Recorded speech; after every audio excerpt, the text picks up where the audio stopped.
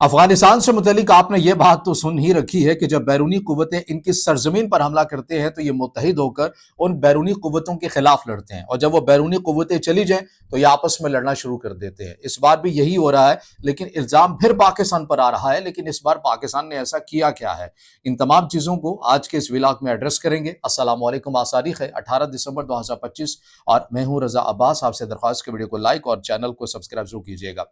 پچھلے جمعے افغانستان کے وزیر داخلہ سراج الدین حقانی نے یا تو جمعے کے اجتماع کے دوران یا جمعے والے دن ہی عوام سے خطاب کے دوران ایک جملہ کہا، جس کے بعد امارات اسلامی کی اس اقتدار کے اندر آپ کو ایک لرزہ طاری ہوتا ہوا نظر آیا، اور اس کے جواب میں جو کچھ افغانستان کے سپریم لیڈر ملا ہیبت اللہ اخندزادہ نے کیا وہ بھی ایک حیران کن ہے۔ لیکن ہوا کیا ہے، میں یہ تمام چیزیں بیان کروں گا، لیکن اس سے پہلے سراج الدین حقانی نے کہا کیا تھا، بنیاد کیا بنی ہے ان تمام چیزوں کی، وہ چیز میں آپ کے سامنے رکھ دیتا ہوں۔ سراج الدین حقانی صاحب کی طرف سے یہ کہا گیا تھا کہ دیکھیے، ہم کس وجہ سے افغانستان کے اندر آنے والی جو پچھلی حکومتیں تھیں یا جو اقتدار کا سسٹم تھا، ہم تنقید کیا کرتے تھے۔ وجہ کیا تھی؟ ہم یہ کہتے تھے کہ پورے افغانستان کی نمائندگی نہیں ہے، ہم یہ کہا کرتے تھے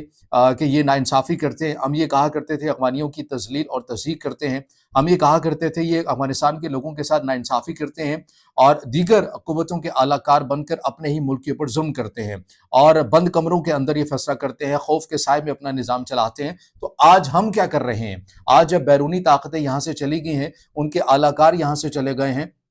اقتدار ہمیں مل گیا ہے، ہم افغانستان کا نظام چلا رہے ہیں، تو ہم کیا کر رہے ہیں؟ ہمارا طرز حکومت کیا ہے؟ ہم بھی تو خوف کے سائے کے اندر تمام چیزیں کرتے ہوئے نظر آتے ہیں، ہم بھی تو بند کمروں کے اندر فیصلے کرتے ہیں۔ تو میں یہ بتا دینا چاہتا ہوں کہ خوف کے سائے میں اور ظلم کے سہارے کوئی بھی نظام جو حکومت ہے وہ نہیں چلا کرتا۔ یہ بیان دیا تھا سراج الدین حقانی صاحب نے، اور اس کے اندر غلط بھی کیا تھا۔ ہر معقول شخص اگر وہ بیان یہ سنتا ہے تو ظاہر ہے وہ اس کو تو درست سی بات لگے گی کہ کوئی بھی جو نظام ہے وہ خوف کے سائے میں اور ظلم کے سہارے نہیں چل سکتا۔ اب اس کے بعد کیا ہوا کہ افغانستان کے وزیر تعلیم ہیں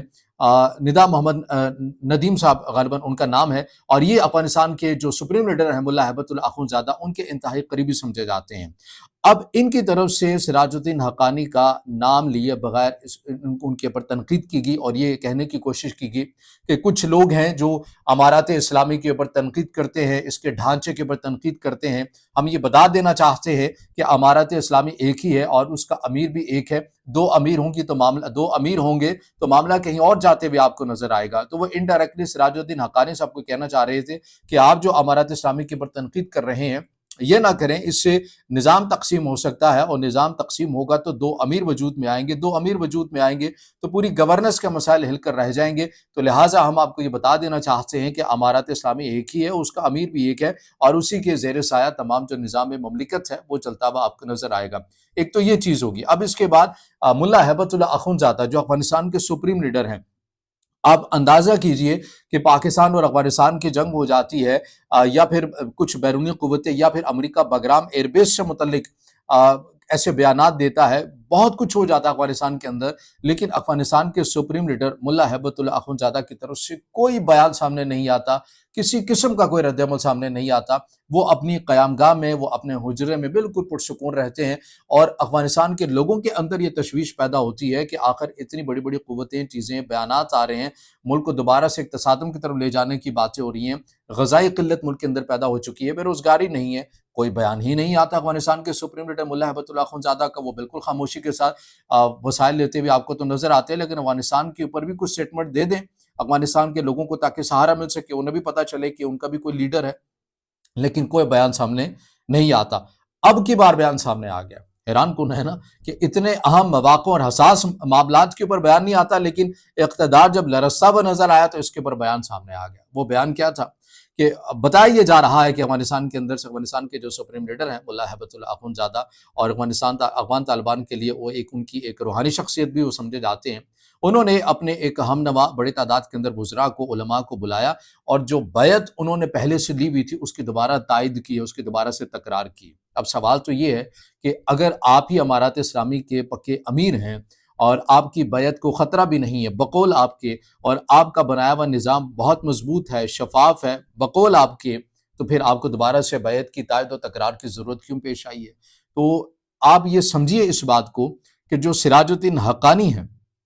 ان کے اس بیان کی अहमियत को समझिए कि उनके एक बयान की वजह से, जो उन्होंने डायरेक्टली नाम भी नहीं लिया, मगर उसके बावजूद अफगानिस्तान के जो सुप्रीम लीडर हैं, उन्हें ये नौबत पेश आ गई कि उन्हें दोबारा बैत लेनी पड़ी, उसकी तायद लेनी पड़ी, उसकी दोबारा से तकरार करनी पड़ी। क्यों? उसकी वजह है, आप ये देखिए कि आपको पहले भी से भी मालूम होगा, जो अफगानिस्तान के तमाम अमूर को देखते हैं, लेकिन जो हक्कानी नेटवर्क है तालिबान के अंदर, ये वो नेटवर्क है, चाहे वो सोवियत यूनियन का ज़माना हो, चाहे वो अमेरिका के अगेंस्ट जंग हो, यही हक्कानी नेटवर्क आपको ग्राउंड पर नज़र आया है। और बड़ी कार्रवाइयों के अंदर, नुमायाँ कार्रवाइयों के अंदर यही यही नेटवर्क शामिल था। और यही वो वजह है कि अमेरिका की तरफ से सबसे ज़्यादा अगर संगीन किस्म की किसी पर पाबंदियाँ लगाई गई थी, तो वह हक्कानी नेटवर्क के ऊपर ही लगाई गई थी। कंधारी जो नेटवर्क है, जहाँ पर अफ़गानिस्तान की जो क़यादत है, इसे अमूमन एक अफ़गान तालिबान का एक नज़रियाती मरकज़ कहा जाता है, एक रूहानी मरकज़ कहा जाता है, लेकिन जो मैन पावर है, जो ग्राउंड पर जाके लड़ते रहे, वो हक्कानी नेटवर्क आपको नज़र आता है। और इसी वजह से हक्कानी नेटवर्क को अफ़गान तालिबान के अमारात इस्लामी के अंदर ये कहा जाता है कि ये रियासत के अंदर रियासत की हैसियत रखते हैं,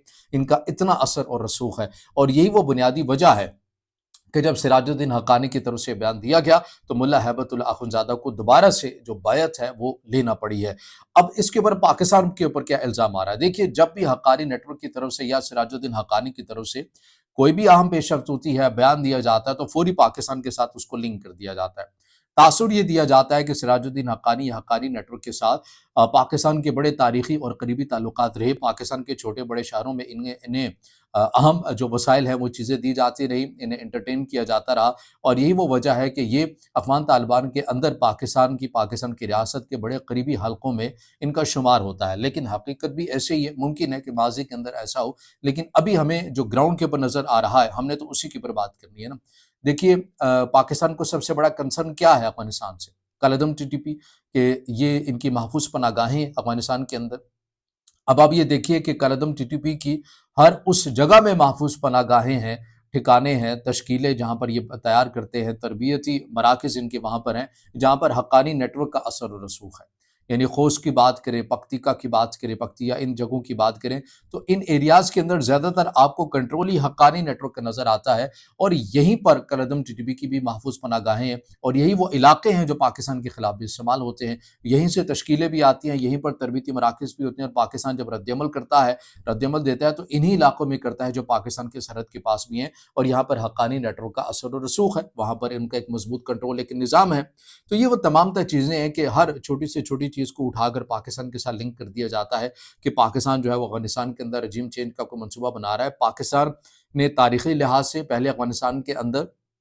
तस्वीराती लिहाज से कुछ ब्लंडर किए हैं, जो कि नहीं करने चाहिए थे। आपने एक ग्रोह की इतनी ज़्यादा हिमायत और तायद की, आज वो देखिए कि वो इक़्तिदार में आया है, तो वो आपकी मुखालिफ क़ुव्वत को जाके वो सपोर्ट भी कर रहा है, और उसके साथ वहाँ पर अपने विज़िट और दौरे करता हुआ नज़र भी आ रहा है। और अभी भी आई थिंक कि जो उनके वज़ीर सेहत है अफ़गानिस्तान के, वो दोबारा से इंडिया में गए हुए हैं, और वहाँ पर जो मामलात हैं, या वज़ीर सेहत हैं या वज़ीर तालीम है, आई थिंक, अगर मैं गलत नहीं हूँ, दोनों में से कोई एक शख्सियत है कि वो इंडिया के दौरे पर है, और अपनी जो ताल्लुकात हैं वो बढ़ाते हुए आपको नज़र आते हैं। तो ये आपका तारीख़ी लिहाज से एक ब्लंडर था, इसे एक्सेप्ट करना चाहिए। लेकिन अब कोई पाकिस्तान कुछ कर रहा है रजीम चेंज के हवाले से? नहीं, ये कहना क़ब्ल-अज़-वक़्त होगा, क्योंकि जिनके ऊपर पाकिस्तान को साथ जोड़ा जाता है हक्कानी नेटवर्क के साथ, पाकिस्तान का तो सबसे बड़ा कंसर्न ही उन्हीं के एरिया से है कि इन्हीं की तो सरज़मीन से ये अनासिर आते हैं और पाकिस्तान के ऊपर हमला आवर होते हैं। तो बहरहाल ये वो अपडेट्स और ख़बरें और चीज़ें चलती हुई नज़र आ रही हैं। और जहाँ तक जबरी गुमशुदगियों, गिरफ़्तारियों का ताल्लुक है, तो अभी ये भी खबर सामने आ रही है कि काबुल में एक और हज़ारा खातून को गिरफ़्तार भी किया गया है, और ये दूसरी की तीसरी खातून है